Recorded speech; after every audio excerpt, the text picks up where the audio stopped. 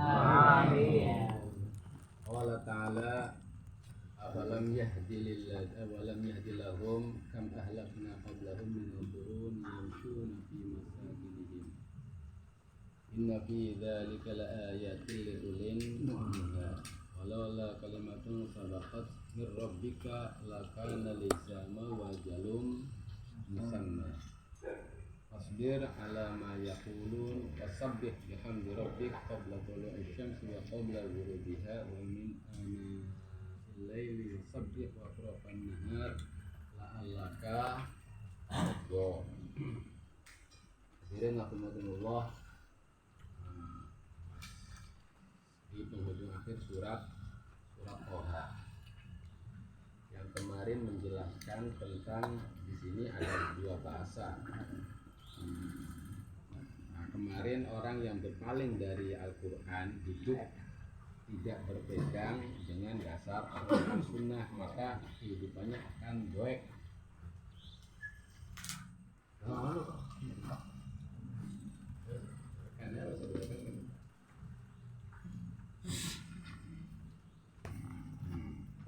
Akan dongkak. Dongkak itu apa? Kerupukan yang sangat lah, kerupukan yang sangat. Lah juga untuk kita mengatasi, umpamanya kita udah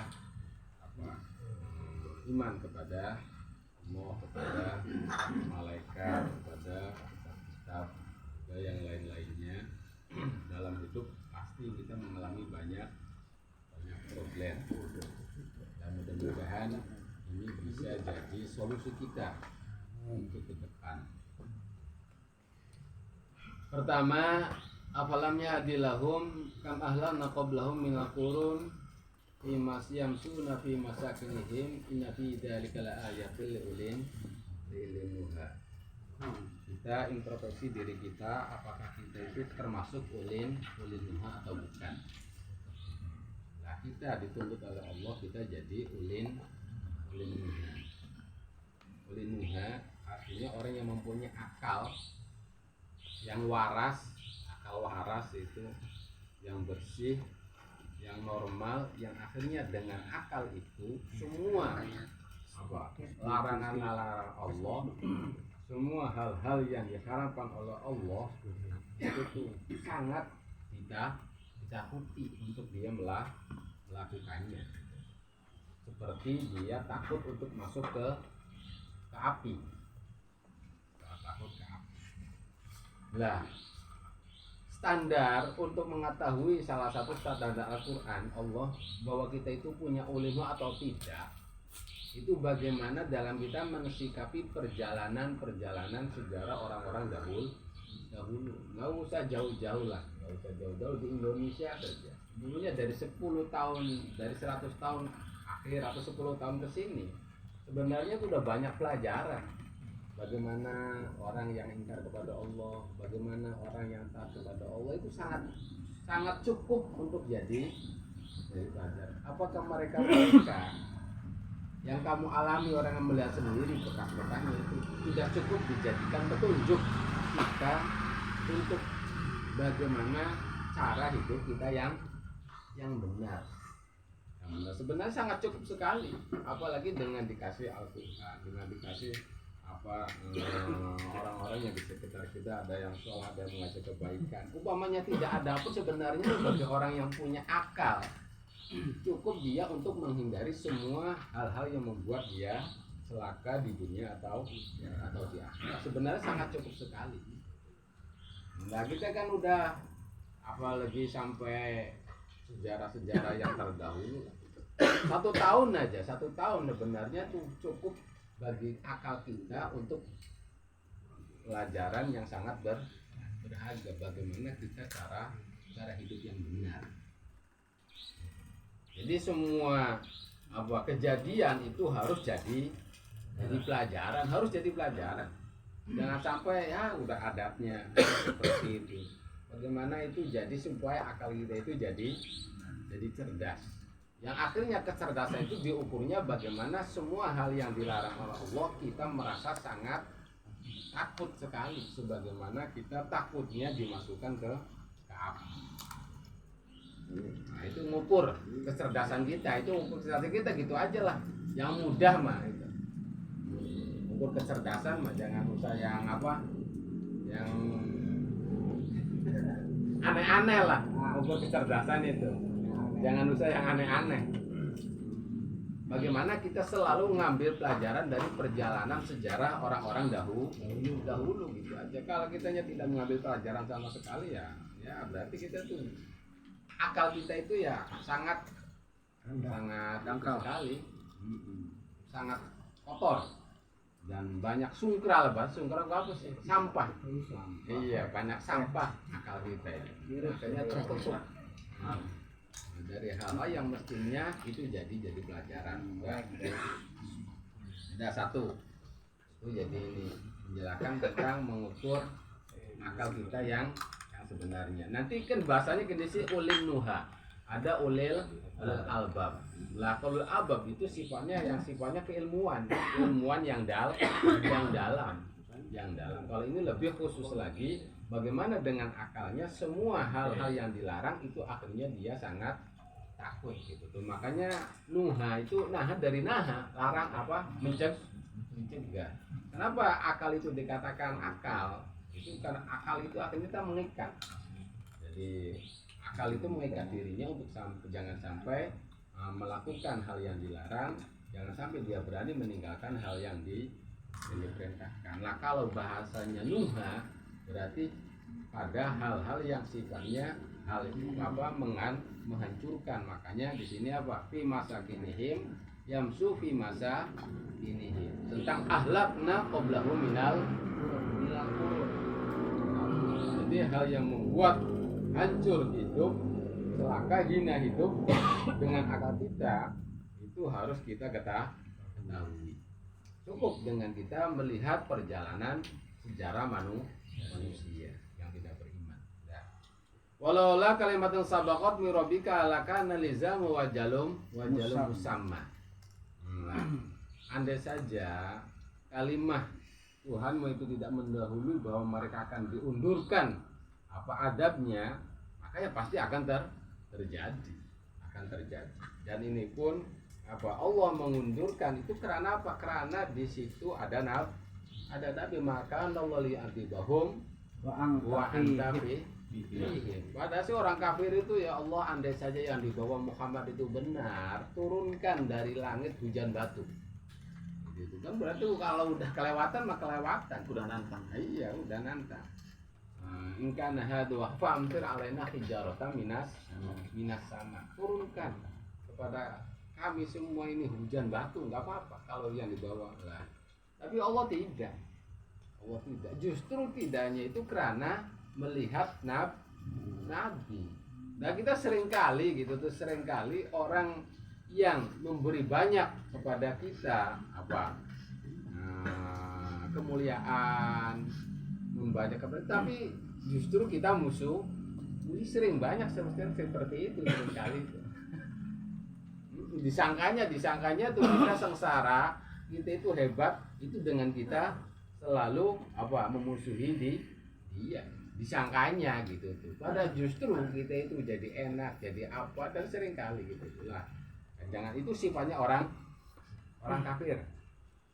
Sifatnya orang kafir itu dia dikasih enak di dunia, jadi sangka padahal di sekitarnya banyak orang-orang soleh, yang orang soleh itu selalu menghimbau amar ma'ruf nahi mungkar, yang akhirnya orang kafir itu jadi semena-mena menantangnya. Itu disangkanya itu dia seperti itu berkah daripada orang soleh tadi. Andai saja tidak karena orang salah tadi, ya udah dihancurkan. Nah, kita ini sifatnya orang kafir yang seperti itu. Fasbir ala ma yaqulun wasabbih bihamdi rabbik qabla tulu'i syamsi wa qabla ghurubiha wa minal ana'il lail wasabbih wa atrafan nahar la'allaka tardo. Lah kita fasbir ala ma yaqulun. Wahai kekasihku, bersabarlah atas apa-apa yang mereka katakan. Bahwa kesengsaraan Nabi, cobaan Nabi itu sangat luar biasa. sangat luar biasa. Nabi dikatakan apa? Majnun, Nabi dikatakan sahir, Nabi dikatakan syair, gitu tuh. Nabi juga wah wis sudah. Tapi kata Allah fasbir ala ma yaqulu, berarti udah benar-benar udah jadi. Nanti kita ditemukan dalam Al-Qur'an itu ada istilah sobar, ada istilah istibar, ada istilah musobaroh. Nah ini masalah sholat itu bahasanya wastobir. Tapi kalau masalah kita dihujat oleh orang lain, disakiti orang lain, bahasanya wasbir. Artinya apa? Kita tuh harus benar-benar mental kita udah mental yang luar biasa gitu tuh. Jadi umpamanya ada orang mengatakan apapun itu udah, hati itu udah tidak ada pengaruh sama sekali. Tidak ada iktirob lah, tidak ada iktirob, tidak goyah, tidak apa, udah. Nah kita harus seperti itu. Dengan ada orang yang menyakiti kita dengan ucapannya atau dengan tindakannya, kita tuh harus bahasanya pas. Jadi harus benar, jadi udah jadi mendarah daging kita, kesabaran itu. Jadi sangat tidak peduli sekali dengan orang menyakiti diri kita itu. Nah, terus disuruh sholat. Lah ini dalil sholat 5 waktu. Salat bihamdi rabbik qabla tulu'i syamsi berarti sholat subuh qabla ghurub berarti sholat asar ana al-lail berarti apa? Sholat maghrib dan sholat isya atrafan nahar berarti sholat duhur. La'allaka tardo. Nah kita bacakan dalam tafsir Sawinya ya. La'allaka tardo, rasanya di sini wangdur ila hadal khitab. Coba kita perhatikan khitab Allah, komunikasi Allah dengan Nabi. La'allaka tardo. Gitu. Berarti kalau la'allaka tardo, yang mencari ridho itu siapa itu? Nabi atau Allah? Allah. Nabi. Nabi atau Allah? La'allaka tardo. Itu justru yang mencari ridho itu Allah.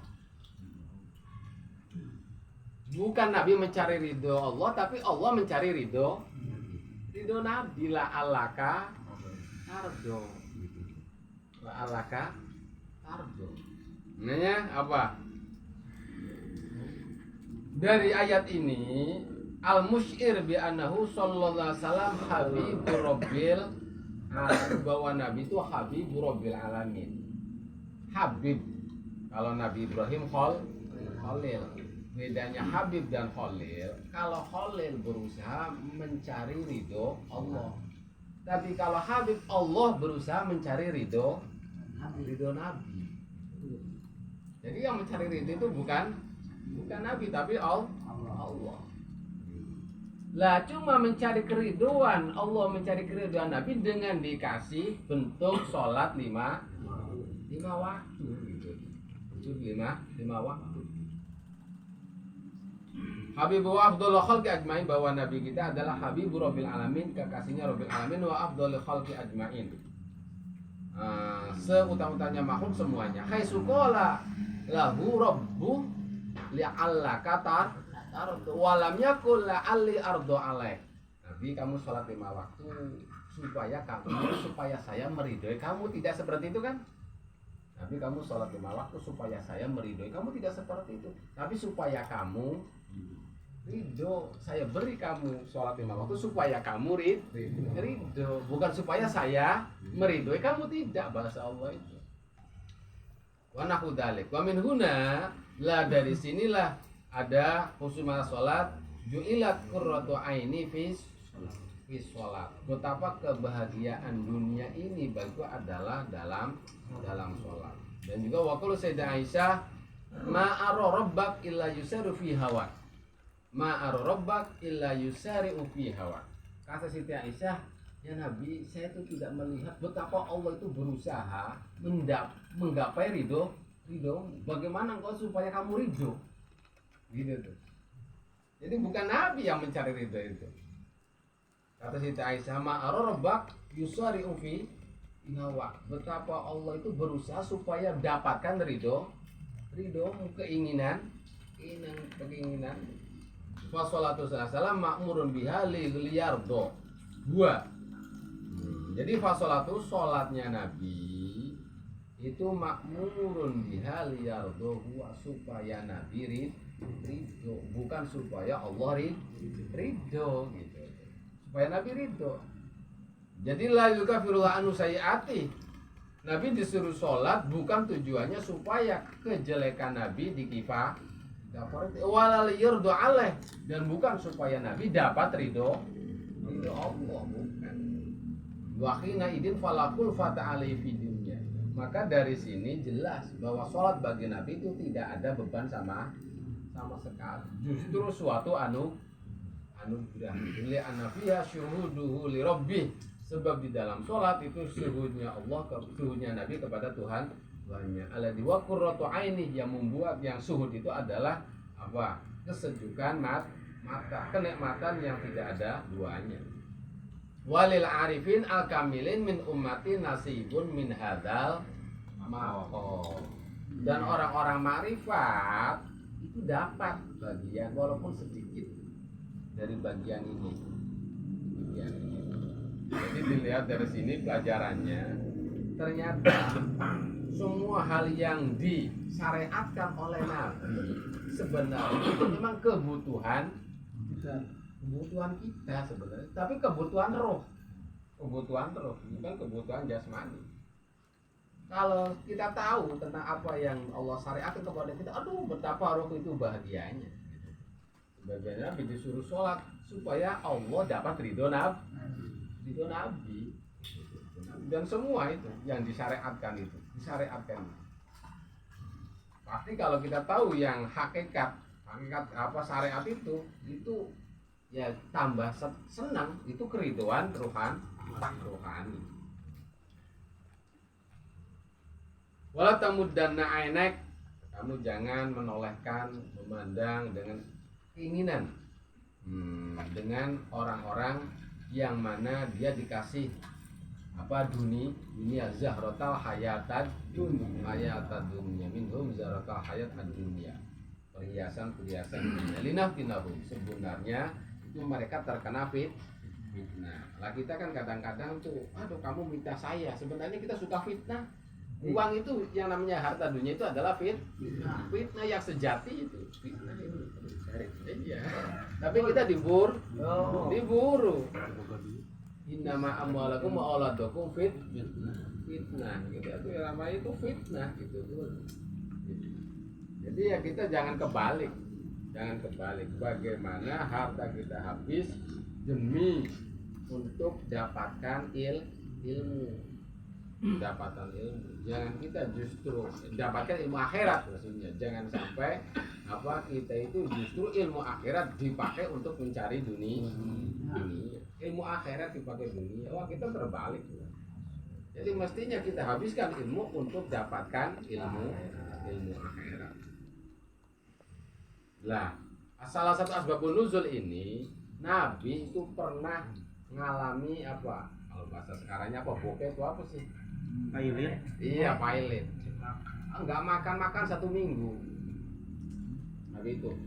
Keluarganya enggak makan. Kita mau udah 3 hari juga udah rasanya itu gimana? Balik dunia. Uang enggak punya. Akhirnya apa? Nabi pinjem utus orang ke Yahudi, bilangin saya pinjam uang. Ya, nanti bayarnya ya sekian hari. Datang. Jadi ini Rasul pinjam uang. Kata Yahudi apa? Gak bisa. Kecuali ada yang digadaikan apa gitu. Gak bisa. Gitu. Pada sih Nabi itu dari dulu orang yang dipercaya tapi ngalamin gitu. Tuh minjam uang tidak dikasih. Sekarang seperti itu. Jadi minta jaminan gitu. Apa jaminannya? Gitu. Apa jaminannya? Sampai Nabi itu ya punya apa baju kere lah, baju apa sih, baju perang itu. Jadi jaminan orang Yahudi. Karena apa? Karena sangat pahit sekali waktu itu Nabi itu sangat. Baik. Nah, akhirnya turun ayat ini. Turun ayat ini yaitu apa? Kata Nabi, "Idza asoba ahlu baitidak amarahum bis sholat." Bila mana kalian, keluarga kalian dalam keadaan sempit rupak, khususnya dalam masalah Maisa, udah sholat diberesin, sholat yang benar, sholat yang benar. Warizku rabbika khairu wa abqa, dan rizku Tuhanmu itu lebih baik dan lebih abadi. Wa amur ahlaka bis sholat wastabir 'alaiha la nas'aluka rizqan nahnu narzuquka wal aqibatu littaqwa. Perintahlah ahlimu, keluargamu untuk sholat, wastabir, dan bersabarlah 'alaiha dalam melakukan sholat. Itu bahasanya istibar.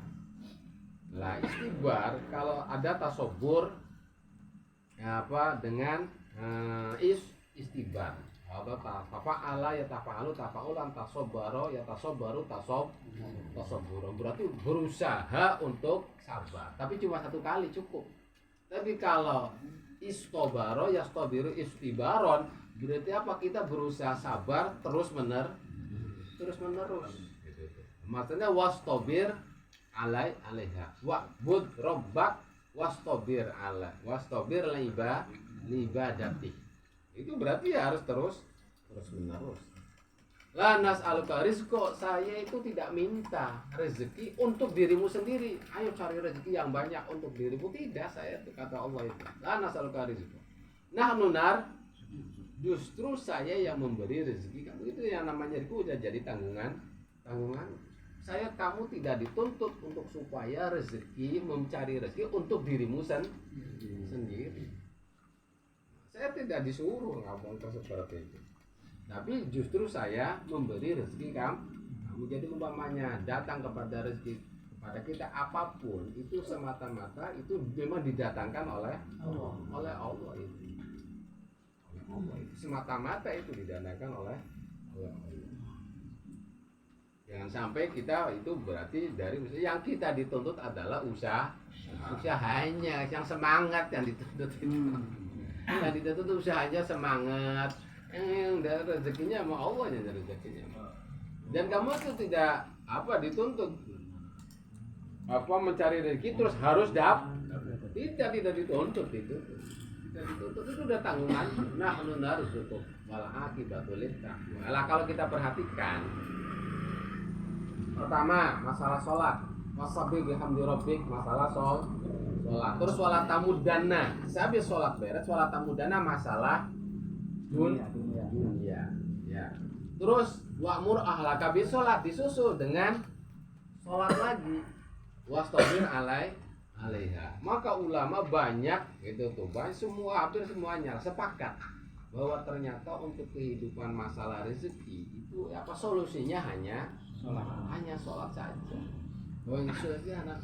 Betapa Allah itu menggandengkan masalah sholat itu dengan masalah duniawi, dengan masalah rizki, dengan masalah rizki, tidak yang lain. Itu solusinya itu seperti itu. Jadi umpamanya nanti gimana? Ya udah, tinggal bagaimana sholat kita. Itu kalau di kitab itu isyarahnya itu seperti itu. Banyak sekali ulama-ulama dengan ayat yang sedemikian rupa. Ternyata masalah rezeki itu hubungannya dengan masalah sholat. Dikuatkan dengan hadis Nabi yang tadi, idza asoba ahlu baitihi dhaik amarahum bis sholat. Dan itu ya semata-mata pelajaran untuk kita. Watalah hadil ayat. Dan Nabi membaca ayat. Cuma kalau kita kan sholatnya fardunya saja, paling banter qobliyah ba'diyah duka gitu tuh. Enggak ada sholat itu ngalamin sehari semalam 200 rakaat. Gitu tuh enggak pernah ngalamin gitu mah. Tapi pengennya tuh wis iya. Ini pengen lancar. Pengennya lancar gitu tuh. Sholatnya enggak lancar macet. Iya. Dan sebenarnya itu umpamanya kita dapat pun itu godaan pertama, ujian pertama. Pokoknya kita sholat gitu terus. Nah, terus akhirnya apa? Kita rezeki banyak. Itu sebenarnya godaan pertama untuk kita apakah sholat kita itu akan berhenti di situ? Gitu. Apakah lebih meningkat lagi? Apakah ngerem? Kadang-kadang tuh tadinya duha karena sibuk, aduh, nggak kober katanya lah ya udah.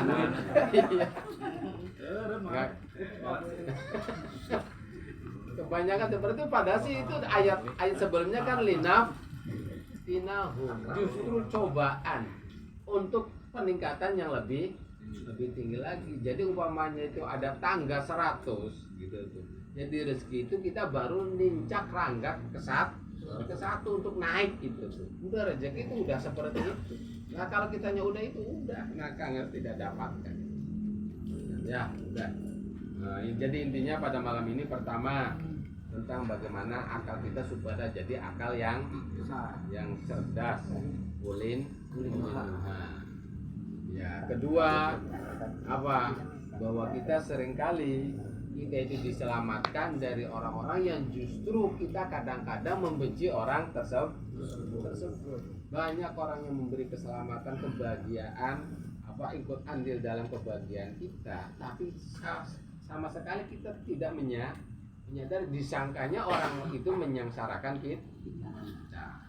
Dan itu dan itu ya nyata lah.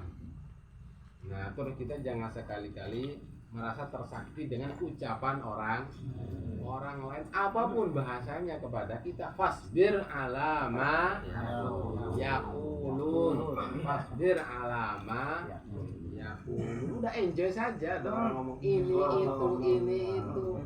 Tinggal kita lihat aja apa yang dia katakan umpamanya, "Hei Majnun." Oh, dia mengatakan kita gila, bener gak kita gila?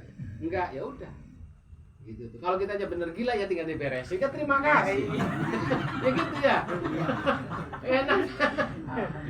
Iya umpamanya kan gila, oh berarti kita gila, oh ada yang ya tinggal diberesin, terima kasih kalau bisa. Kalau nggak ada ya udah. Gitu tuh. Fasbir alama yaqulu. Terus dalam masalah sholat yang dibawanya dengan rizki. Dan Allah alam.